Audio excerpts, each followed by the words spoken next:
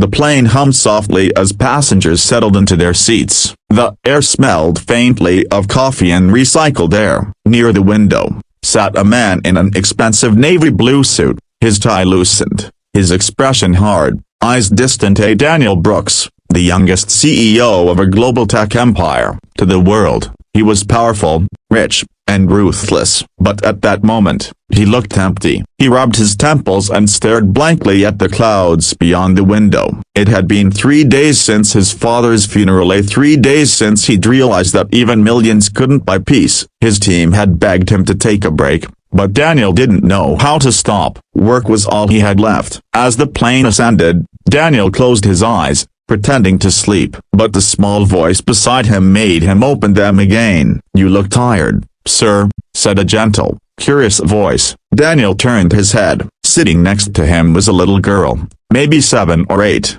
with bright eyes and messy brown hair tied in uneven ponytails. She was clutching a worn-out teddy bear. Daniel frowned slightly, unaccustomed to small talk. "Excuse me? You look tired," she repeated, her tone soft but sincere. "My mommy says when people look tired, it means their heart is sad." For a moment, Daniel didn't know how to respond. No one had spoken to him like that, not in years. He gave a forced smile. "I guess a broken bar. Your mommy's right." The girl nodded wisely, hugging her teddy. "When I'm sad, Mr. Buttons helps me." "Maybe you need a Mr. Buttons too." Daniel chuckled under his breath. "Who's Mr. Buttons?" She held up the stuffed bear proudly. "He listens when no one else does." Daniel smiled, genuinely this time. The simplicity of her words hit harder than any therapy session could. "That's a good bear you've got there."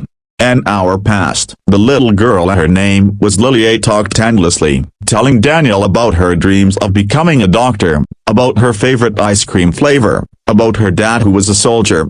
But when Daniel asked where her father was now, her voice softened. "Mommy says Daddy's in heaven. He went to protect people." Daniel felt a lump in his throat. "I'm sorry, Lily." She smiled weakly. "It's okay. Mommy says Daddy's proud of me. She says we should always smile for the people who can't anymore." Her words hit Daniel like a lightning bolt. For the first time in years, he felt something stir in his chest, empathy. Maybe even hope. He glanced down at his laptop. An unopened presentation glowed on the screen, one that could make his company even richer. But suddenly, it didn't feel important.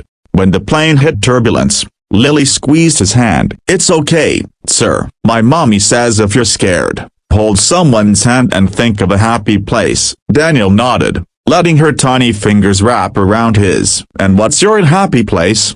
he asked. "Daddy's hug," she said softly. Daniel looked out the window, eyes wet. For the first time in years, he whispered, "Mine was my mom's kitchen, before I became a broken bar."